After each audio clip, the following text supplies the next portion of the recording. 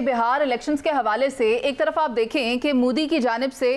War narrative build किया गया और दूसरी तरफ बिहार इलेक्शंस को कैश करने की मुकम्मल तौर पर कोशिश की गई, लेकिन वहां के अवाम भी सड़कों पर निकले क्योंकि वो नई सरकार देखना चाहते थे। और हमेशा की तरह से मोदी की जानिब से जो नैरेटिव बिल्ड किया जाता था, तो आपको क्या लगता है क्या वो नैरेटिव अब की बार बिहार इलेक्शन में सेल होते देखा है आपने? देखिए जी, इंडिया के अंदर एक तो बात पक्की है कि वहाँ पे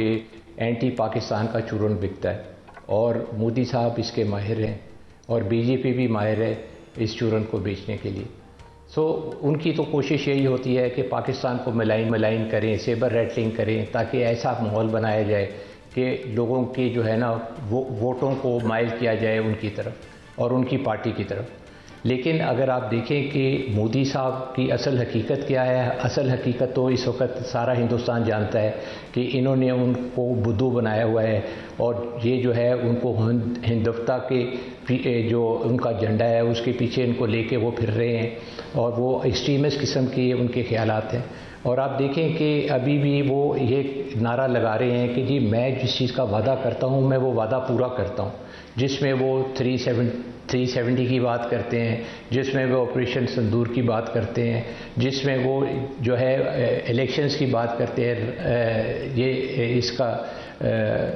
राम टेम्पल की बात करते हैं। तो ये तो आप देखें कि उनके तो एजेंडे ही और हैं और ये वो वाली बातें हैं जो प्रोवोकेटिव हैं और जो कि लोगों को उकसाती हैं और ये जो है हेट की सियासत के ऊपर थ्राइव कर रहे हैं। तो उनका तो काम ही है कि ऐसा माहौल बनाओ जिसके अंदर लोग जो हैं वो गुस्से में रहें, तैश में रहें और वो उसके ऊपर कैश करते हुए अपने वो इलेक्शन जीत जाएं। और इन्होंने ये पहले भी ये काम किया था, इलेक्शन जीतने की कोशिश की थी वॉर का माहौल बना के, अभी ये दोबारा से वो बना रहे हैं। अब आप देखें वो जो एक्सरसाइज करने की कोशिश कर रहे हैं त्रिशूल, और फिर इनके राजनाथ सिंह साहब जो हैं वो जिस तरह की सरकरी की बातें कर रहे हैं, तो ये और फिर जी कि जी अगला अटैक जो होगा वो समुंदर की तरफ से होगा। ये सारी चीज़ें जो हैं वो जमा करके वो एक माहौल बना रहे हैं ताकि ऐसा फीलिंग दी जाए कि एक वॉर का माहौल है और इसी को वो कैश करने की कोशिश कर रहे हैं।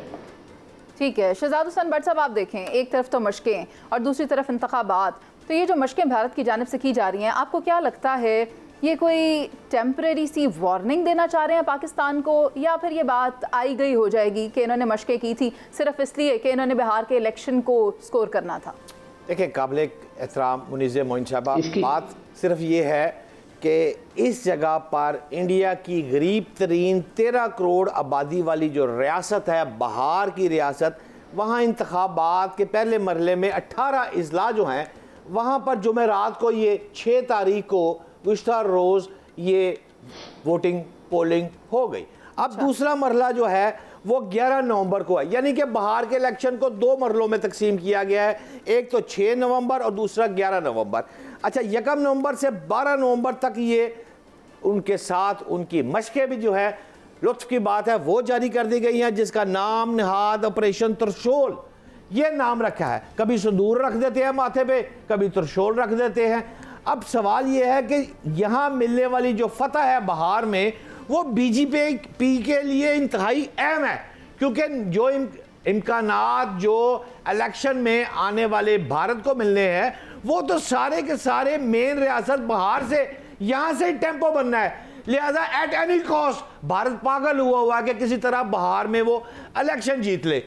लेकिन मैं इस मौके का फ़ायदा लूँगा क्योंकि air marshal retired Asim Suleman साहब हमारे साथ हैं। तो एयर मार्शल साहब, आप हमें ज़रा ये मेरे नाज़रीन को रहनुमाई फरमा दे कि एक तरफ भारत जो है ऑपरेशन त्रिशूल नामी जंगी मशकें कर रहा है और ये मशकें जो है रियासत गुजरात और राजस्थान के इलाके में हो रही हैं। इस मौके पर उनकी तमाम फौज इकट्ठी हो गई है, मसलन T-90 जंगी जो टैंक हैं और इनका जो राफेल और 30 फाइटर जेट, हर चीज़ इन्होंने वहाँ पर लगा दी है। तो अगर आपको याद हो, मुझे भी याद है कि 2 साल कबल भारत ने जब एक दफ़ा ब्रह्मोस पाकिस्तान पर फायर कर दिया था, अगर आपको याद हो तो उस वक्त भी फिर उन्होंने, मुनीज़ा याद है, पाकिस्तान गवर्नमेंट ने माजरत, उन्होंने कहा था जब एहतजाज किया तो उन्होंने माजरत कर ली और जी गलती न चल गया है। ओ भाई, मैं एयर मार्शल साहब आपसे ये जानना चाहता हूँ कि इस वक्त जो जंगी कशीदगी सूरत हाल है, कोई खुदा ना खास्ता गलती से ही اس موقع پر کوئی چیز ادھر آ گئی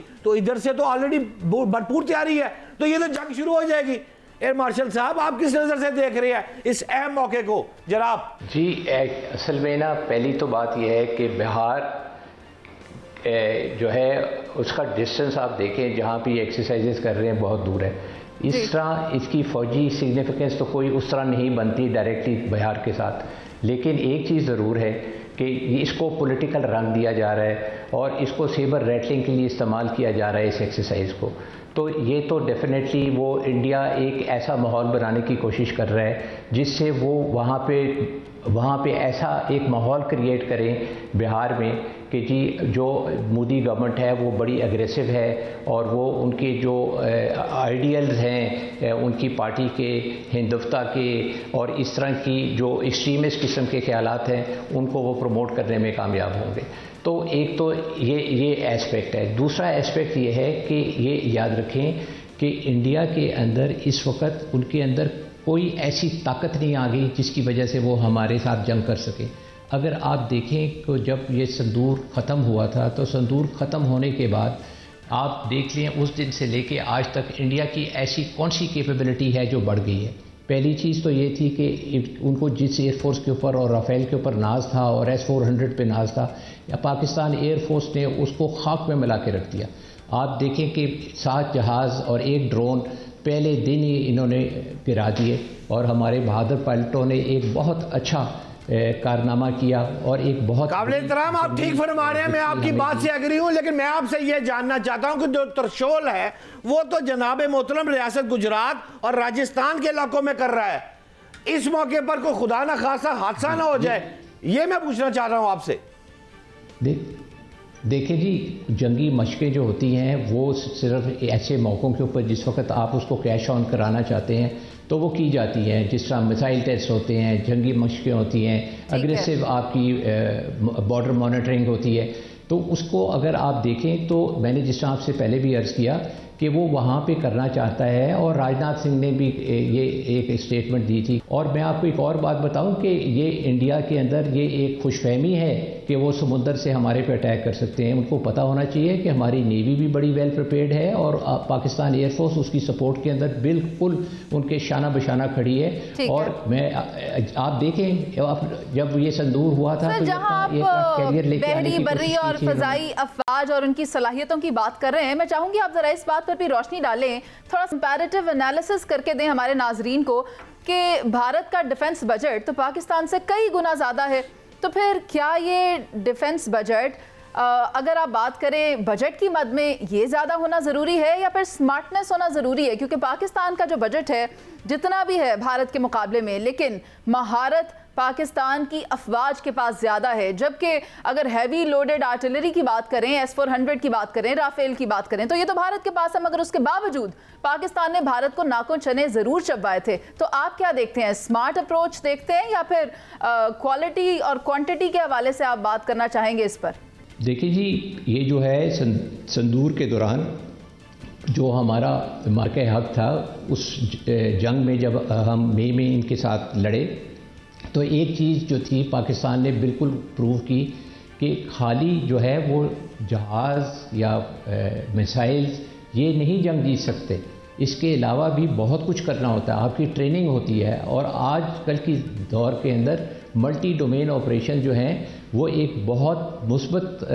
رول پلے کرتے ہیں ایک کنٹری کی وکٹری کے لیے، جس طرح ہماری ایئر فورس نے اپنے ملٹی ڈومین آپریشنز کیے، آرمی نے ہمارے اپنے میسائل داغے ان کے اوپر۔ آپ دیکھیں کہ یہ ایک ایسی جو تھی کمبینیشن تھی پاکستان ایئر فورس کی اور پاکستان آرمی کی، جس سے ہم انڈیا کے اوپر حاوی ہو گئے۔ آپ ایک دیکھیں 1 گھنٹے کے اندر اندر جب ان کے 7 جہاز 1 ڈرون گر جائے تو وہ تو ایئر فورس ہل کے رہ جاتی ہے، اور 2 دن تک اس کے بعد انڈین ایئر فورس اڑ نہیں سکی اور وہ اڑنے کے قابل بھی نہیں تھے، اور انہوں نے ایکنالج بھی کیا کہ 2 دن کے لیے ہم نے اپنی جو ہے وہ ایئر فورس کو ڈاؤن کر دیا۔ تو ہمارے ہاں تو آپ دیکھیں کہ ہماری جو لیڈرشپ ہے آرمی کی، ایئر فورس کی، وہ اتنی مضبوط اور بہادر ہے کہ انہوں نے تو ڈٹ کے انڈیا کا مقابلہ کیا۔ آپ دیکھ لیں کہ ہمارے چیف نے، جنہوں نے چیف مارشل بابر سدھو نے جو ہماری ایئر فورس کو تیار کیا ملٹی ڈومین آپریشنز کی رجیم کے اندر، جس کے اندر سائبر بھی تھی، اسپیس بھی تھی، EW بھی تھی. یہ ساری چیزوں جب حاوی ہوئیں انڈین ایئر فورس کے اوپر اور انڈین آرم فورسز کے اوپر، اور اسپیشلی جو سائبر اٹیکس جو ہم نے ان کی انسٹالیشنز پہ کیا، ان کی فوجی تنصیبات کے اوپر کیا، ان کی بجلی بند ہو گئی، ان کے بہت سارے جو سسٹم تھے وہ ناکارہ بنا دیے گئے. جب آپ کے پاس ایسی کیپیبلٹی آ جائے پھر بجٹ نہیں رول پلے کرتا، پھر آپ کی لیڈرشپ ہوتی ہے، آپ کی ویژن ہوتی ہے، آپ کی ڈاکٹرن ہوتی ہے، وہ آپ کو جنگیں جتاتی ہے. اور آپ کی جو ہے یہ مئی کی جنگ جو پاکستان آرم فورسز نے جیتی، وہ آپ کے ملٹی ڈومین آپریشنز کی اپلیکیبلٹی تھی، جس کی وجہ سے ہم ان کے اوپر حاوی رہے. قابل احترام ایئر مارشل صاحب، کبھی 5 پھر 6 7 ٹرمپ نے تو 8 کر دیے. میں مانتا ہوں کہ بھارت ہمارا ہمسایہ ملک ہے اور ہم نے اگر اتنی برتری حاصل کر لی ہے تو تھوڑا سا اخلاقی طور پہ بھی اس کو مارجن دینا چاہیے، ہمیں 5 تک رکھنا چاہیے. لیکن ٹرمپ 8 پہ چلا گیا، ہمارا کیا قصور ہے؟ آج کوئی اصل تعداد بتائیں، ہم نے رافیل کے کتنے رافیل مارے ہیں، کہانی کیا ہے؟ جی دیکھیں، ٹرمپ صاحب کی تو مرضی ہے، جتنے مرضی گرا دیں، 8 گرا دیں، 10 گرا دیں، لیکن ہم نے جو ہے ان کے ساتھ ہی گرائے ہیں اور ایک ڈرون گرایا ہے، تو آپ اس کو 8 کہہ سکتے ہیں. اور یہ اور بھی ہو سکتے تھے. یہ آپ کو معلوم ہی ہوگا، جس طرح کہ پہلے بھی بتایا گیا کہ پاکستان تو ایسکلیشن کی لیڈر پہ چڑھنا ہی نہیں چاہتا تھا. پاکستان نے اوائڈ کی ایسکلیشن لیڈر، اور یہ بھی ہندوستان کو ہمارا شکر گزار ہونا چاہیے کہ ہم نے ان کے اوپر ہاتھ ہلکا رکھا. اور یہ جب سندور 2 کی بات کرتے ہیں تو میرا خیال ہے کہ ان کو شرم سے ڈوب مرنا چاہیے، کہ ان کو پتہ ہے کہ اب اگر یہ دوبارہ سے ایسی کوئی حرکت کرنے کی کوشش کریں گے تو اتنا منہ توڑ جواب دیا جائے گا کہ ان کو سمجھ نہیں آنی. اور ان کو معلوم بھی ہے، یہ بس یہ جو ہے نا ایکسرسائز کی حد تک ہی ہیں، اور کہ جی ہم یہ کر دیں گے، ہم وہ کر دیں گے، اور ہم جو ہے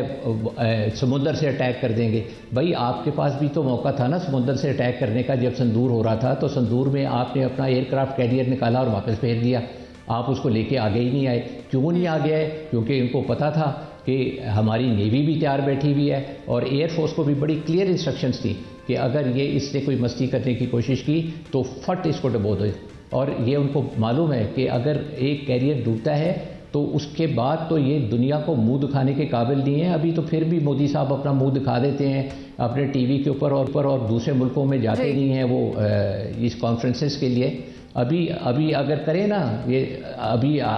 میں تو کہتا ہوں کہ ذرا ٹرائی کر کے دیکھ لیں. اگر ان دلوں میں تیل ہے تو آئیں پھر اور مقابلہ کریں پاکستان آرم فورسز کا. ٹھیک ہے، بہت شکریہ آپ کا عاصم سلمان صاحب. بات یہی ہے کہ بھارت کی جانب سے دعوے تو بہت کیے جاتے ہیں، لیکن بھارت کے اپنے اندر سے جو مودی مخالف آوازیں اٹھ رہی ہیں وہ آوازیں کس طرح سے بند کی جائیں گی نریندر مودی کی جانب سے؟ کیونکہ کانگریس کے رہنما تو یہ کہتے ہیں کہ بہار کے جو نتائج ہیں اس سے پورے ملک میں ہونے والے انتخابات کو اگر کمپیئر کیا جائے تو وہ اثر انداز ہو سکتے ہیں. ساتھ ہی ساتھ جو وہاں پر نائب وزیر اعلیٰ ہیں وجے سنہا، اگر ان کی بات کی جائے تو عوام نے خوب غصہ نکالا ہے ان کے اوپر. گاڑی پر جوتا پھینکا، گوبر پھینکی، ووٹ چور اور گدی چور کے نعرے بھی لگائے ہیں. تو عوامی فیصلہ آپ کے سامنے ہے، بھارتی میڈیا کیا کہہ رہا ہے وہ بھی آپ کے سامنے ہے.